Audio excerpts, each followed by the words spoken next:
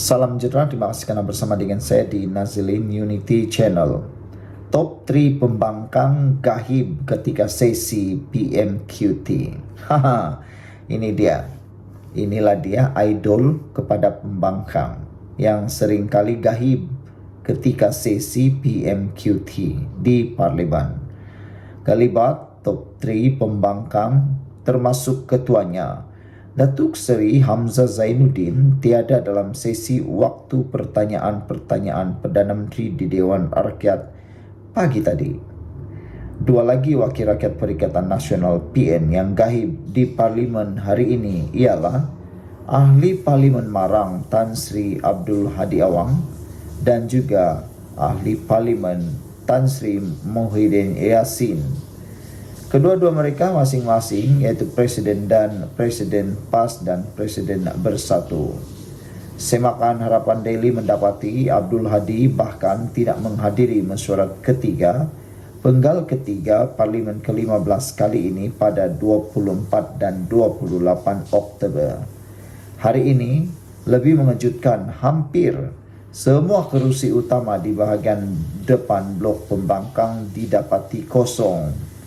Rata-rata netizen menyifatkan pembangkang gagal memanfaatkan peluang bersemuka secara langsung dengan Perdana Menteri semasa sesi PMQT dalam mengangkat suara rakyat.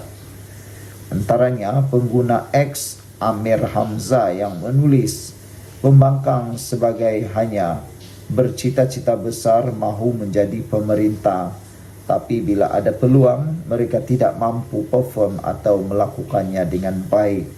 Ada juga yang berpendapat jika berada di barisan belakang dalam blok pembangkang, pastinya malu setiap kali hendak berhujah melawan Perdana Menteri. Bos-bos aku tak muncul nak lead dalam parlimen, malu. Tapi itulah pembangkang, tiada otak, kecam Dr. Ramon. Sikap pemimpin utama pembangkang yang tidak menghadiri sesi PMQT juga dianggap sebagai hanya baling batu sembunyi tangan, atau dengan kata yang lebih mudah, hanya berani bercakap kalau di belakang Anwar Ibrahim. Bila bersemuka berdepan, mereka pula tidak berani sama sekali.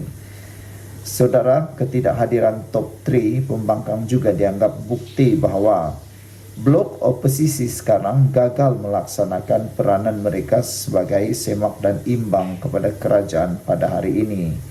Sesi PMQT merupakan pembaharuan yang dilaksanakan kerajaan perpaduan.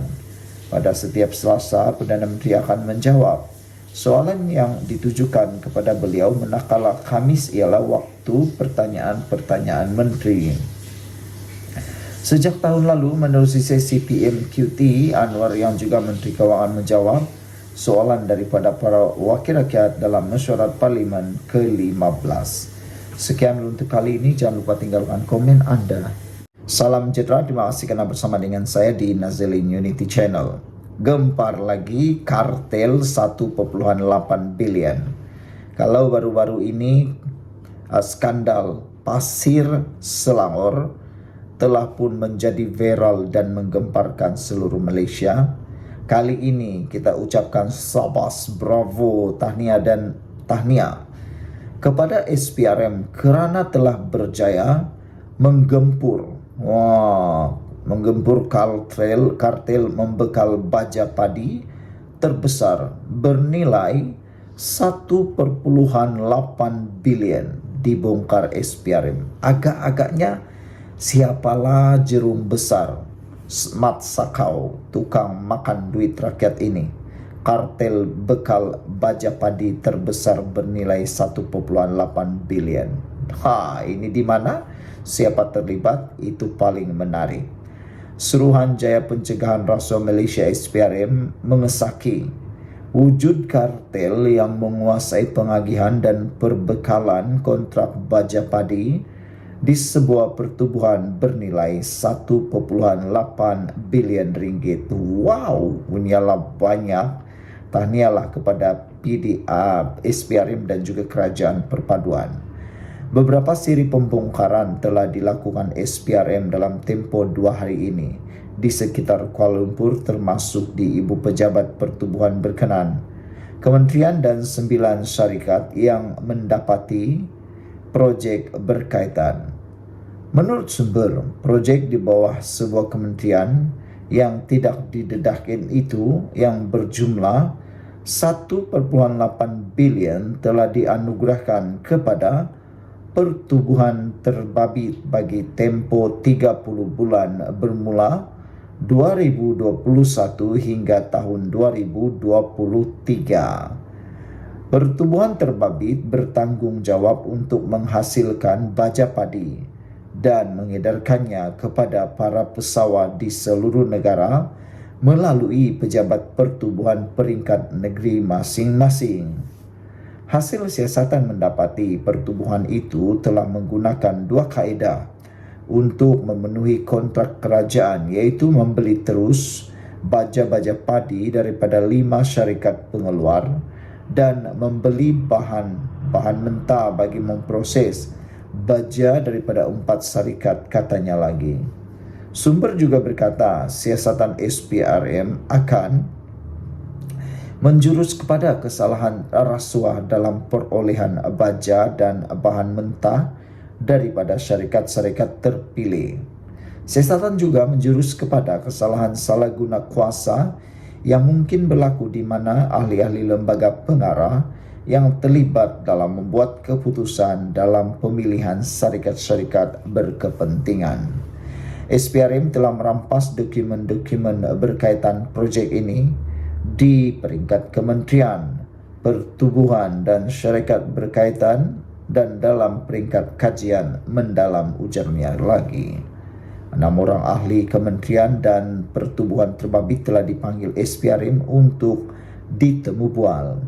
Sementara itu, Ketua Pesuruh Jaya Tinggi SPRM Tan Sri Azam Baki berkata, ketika dihubungi mengesahkan siasatan dan tidak menolak akan menahan beberapa orang yang disyaki terlibat bagi membantu siasatan.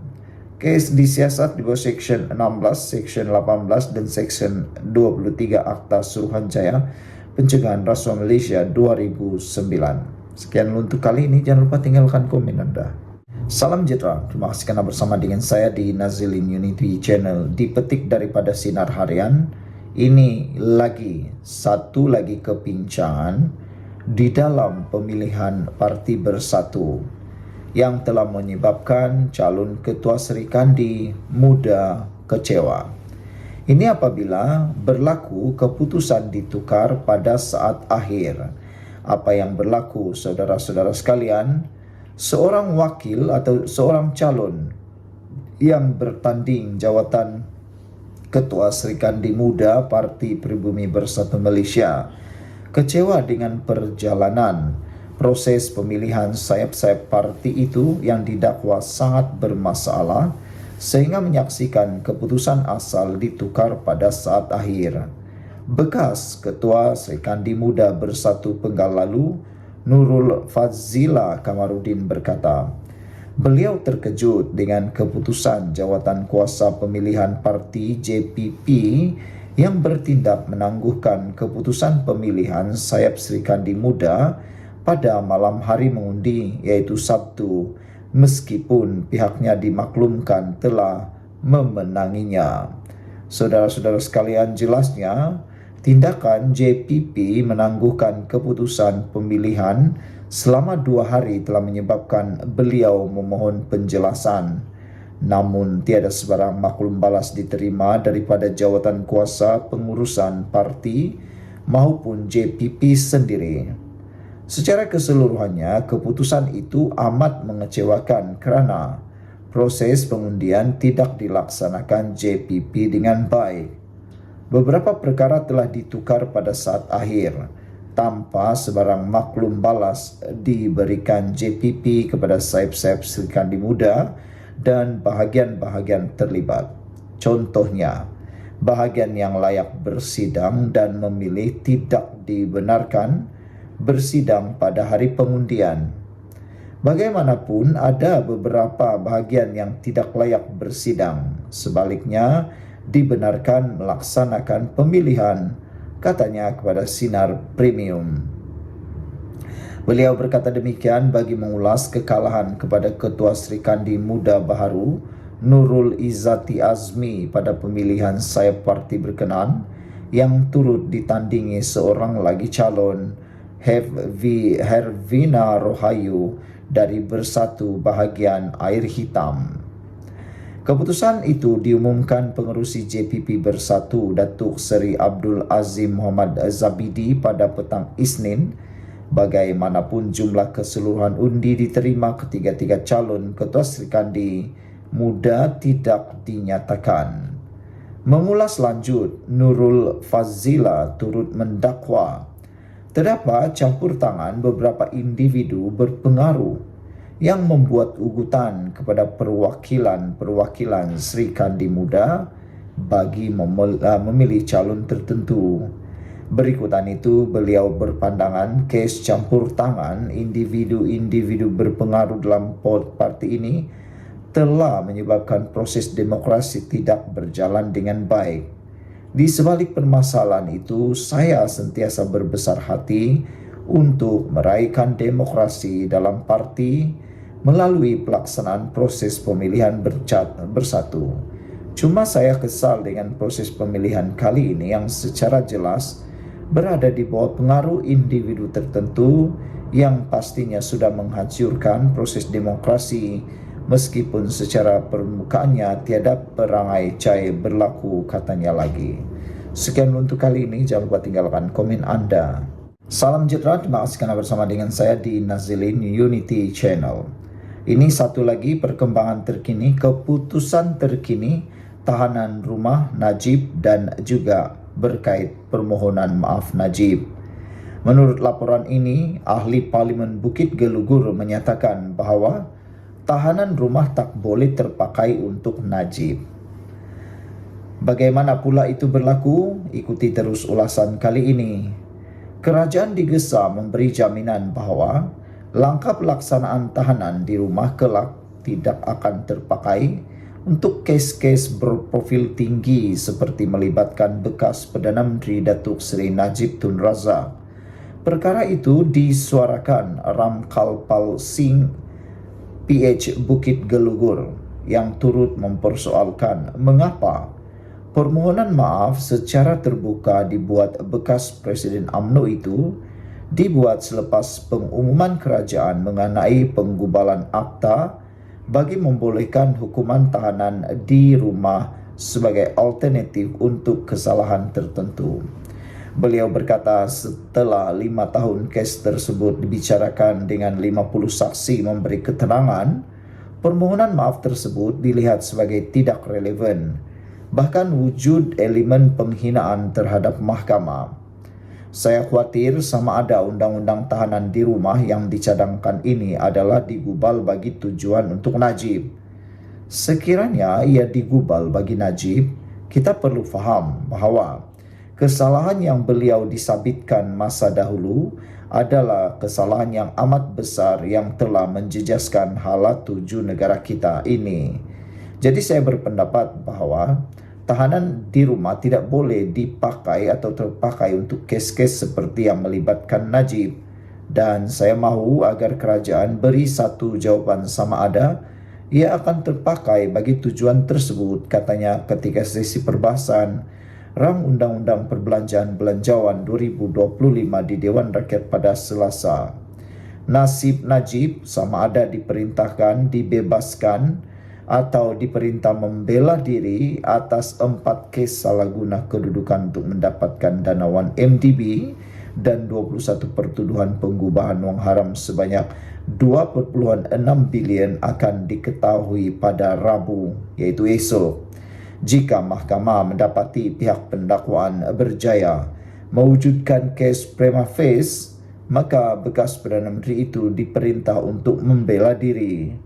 Bagaimanapun, sekiranya pendakwaan gagal menimbulkan prima facie, beliau itu akan dibebaskan serta-merta.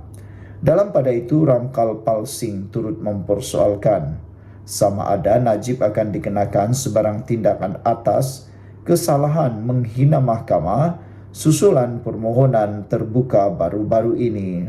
Beliau juga mempersoalkan sekiranya permohonan tersebut akan mengganggu proses keputusan atau proses mahkamah yang dijadwalkan esok. Kita kena ingat bahawa dalam kes ini sudah 5 tahun berlalu, 50 kes telah berikan keterangan. Permohonan maaf terbuka ini mungkin terdapat kemungkinan besar akan tertakluk kepada prinsip sub judice.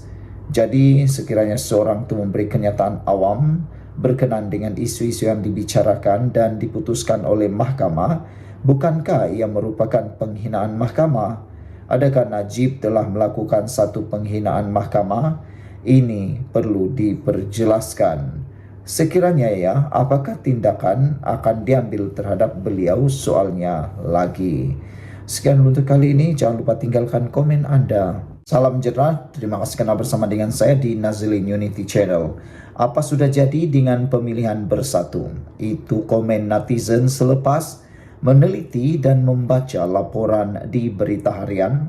Pemilihan armada bersatu, banyak aduan dan bantahan diterima, keputusan dijangka esok.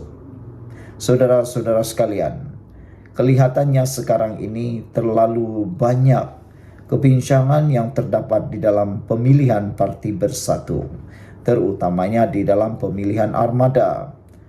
Keputusan rasmi bagi pemilihan armada bersatu dijangka akan diketahui esok, selepas beberapa aduan yang dikemukakan akan diteliti dan akan dibuat kajian secara menyeluruh. Menurut laporan ini, ianya akan diselesaikan oleh Jawatan Kuasa Pemilihan Parti JPP Bersatu.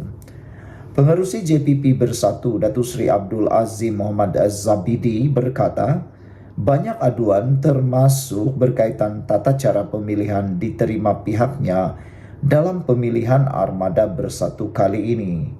Kita sedang meneliti aduan dari armada bahagian. Beberapa bantahan dibuat dan insya Allah kita akan umumkan keputusan esok.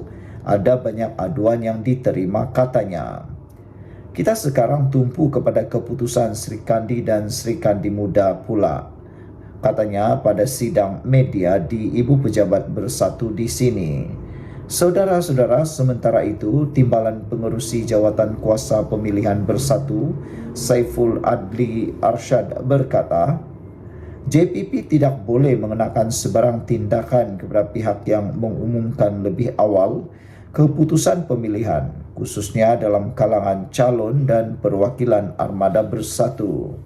Kita JPP tidak boleh ambil tindakan kalau mereka umumkan keputusan lebih awal.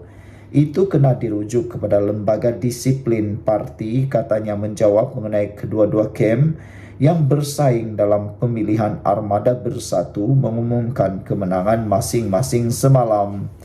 Ini menimbulkan perdebatan dalam dunia politik netizen. Kata mereka, bagaimana pula ada dua pengumuman yang berbeza? Kem yang satu umumkan mereka menang, kem yang satu juga mengumumkan mereka menang. Jadi, bagaimana pula itu terjadi? Media semalam melaporkan keputusan tidak rasmi membabitkan pertembungan 1-1 bagi jawatan Ketua Armada Bersatu Malaysia memihak kepada Akmal Zainal Zahir. Menerusi kenyataan pusat pengiraan undi sayap itu memaklumkan Akmal Zahin memperoleh 2,432 undi mendahului pesaingnya Muhammad Hilman Idham yang juga ahli Dewan Undangan Negeri Adun Gonbak Setia dengan 2,356 undi. Keputusan ini adalah hasil daripada penjumlahan undi bagi 112 daripada 115 bahagian yang layak bersidang dan memilih pada Sabtu lalu. 3 bahagian tidak dijumlahkan undinya disebabkan 2 daripadanya tidak menjalankan persidangan, yaitu bahagian Bangi dan Kuala Krau. Sementara persidangan di bahagian Ampang terbatal. Sekian untuk kali ini. Jangan lupa tinggalkan komen Anda, tekan butang subscribe. Jumpa lagi. Bye-bye. Salam sejahtera, terima kasih karena bersama dengan saya di Nazilin Unity Channel. Isu yang hangat pada hari ini ialah melibatkan ejekan pembangkang terhadap Anwar Ibrahim. Mereka selamba saja mengejek, bahkan ada juga yang mempersenda Anwar Ibrahim karena perkara-perkara yang remeh-temeh. Kalau kemarin bercakap tentang songkok yang sengit dipakai oleh Anwar Ibrahim pun boleh jadi bahan. Nampaknya pembangkang sudah kehilangan modal politik mereka, kata netizen. Apa yang berlaku hari ini ialah apabila Anwar Ibrahim sekali lagi memberikan teladan yang terbaik bagaimana menjadi pemimpin yang hebat. Apabila beliau dipersenda kerana ketimbang, ini jawapan bersahaja Anwar kepada pembangkang. Anwar Ibrahim, Perdana Menteri Malaysia, tidak tersinggung dengan segelintir ahli parlimen yang mempersendakan perkataan ketimbang yang digunakannya.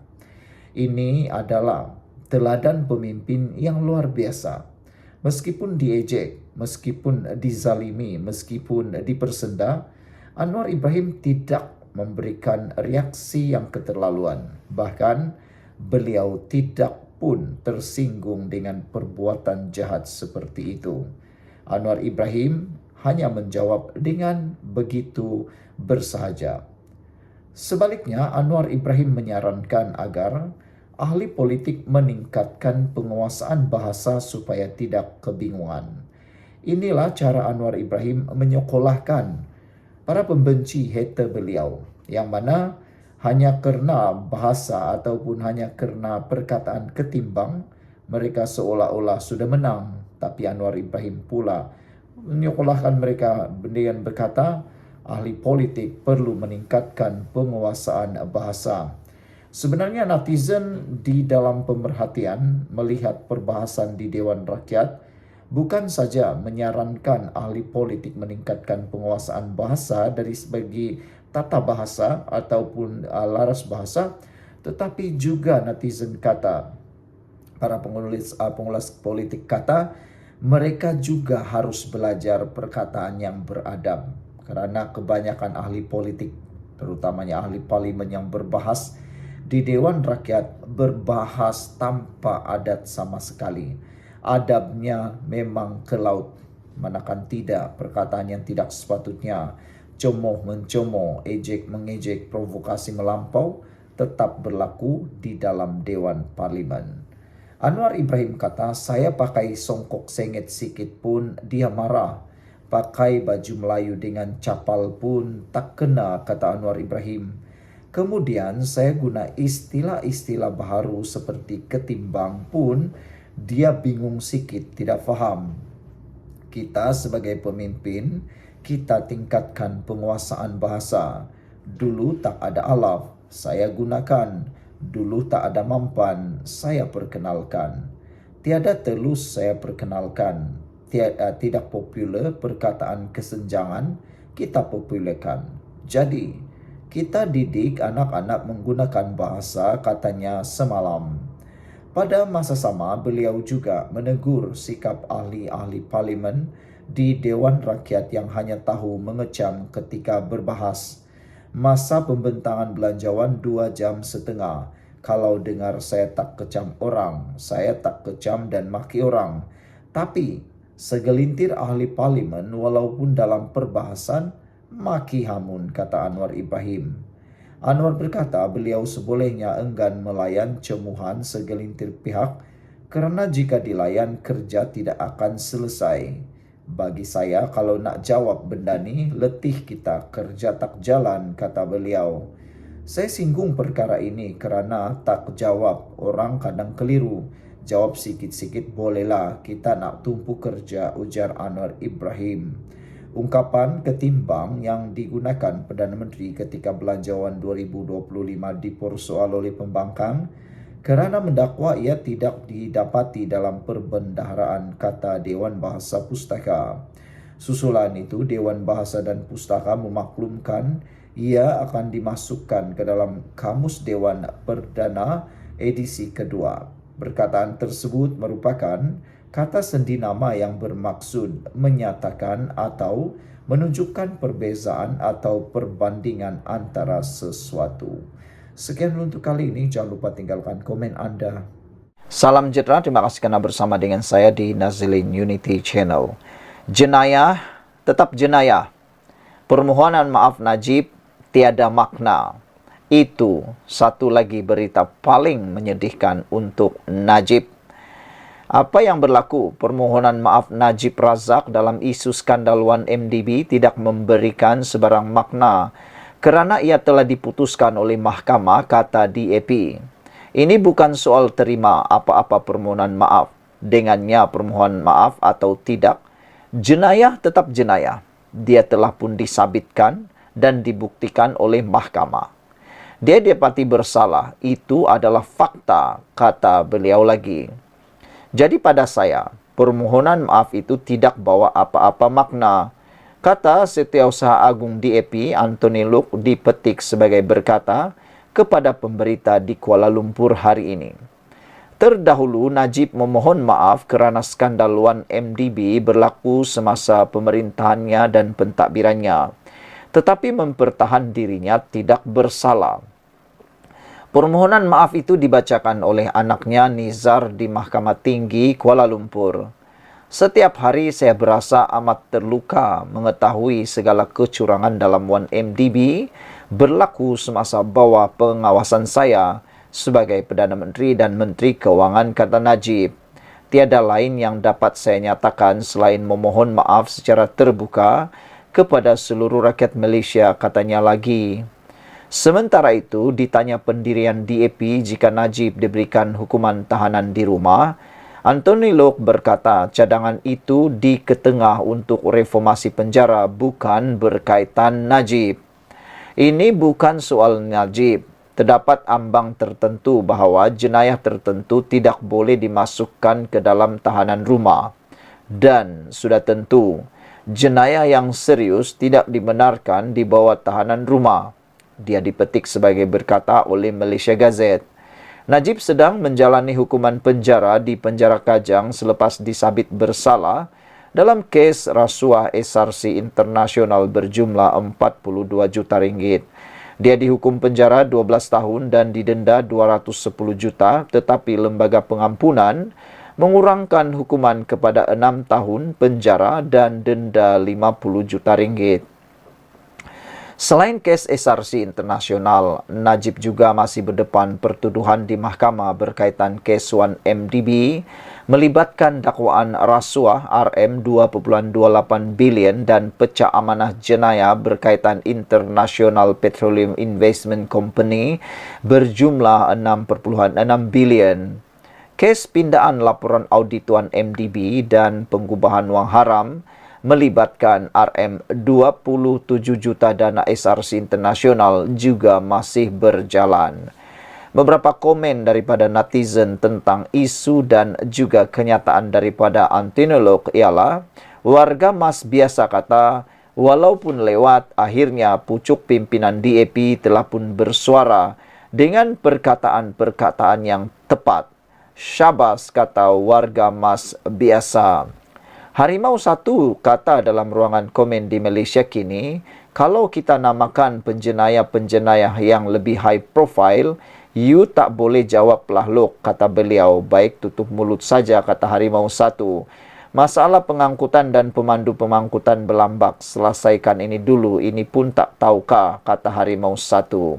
Brownie kata, wow, first time after the formation of Kerajaan Madani, DAP speak. Second spoke out. Let's see how Akmal will react, kata Brownie. Red Parrot kata curi RM RM2.60, curi RM26, curi RM2.600, curi RM260,000, curi 2.6 juta, semuanya mencuri. But different scale and different magnitude. If someone stealing huge amount of money, what more, hold top position in government, he should serve the sentence fully in the prison, kata Red Parrot 2782. Saudara-saudara sekalian, EKJ pula kata, thank you YB Anthony. E1976 kata setuju, jumlah bukan sedikit yang telah dicuri, gelaran selamanya.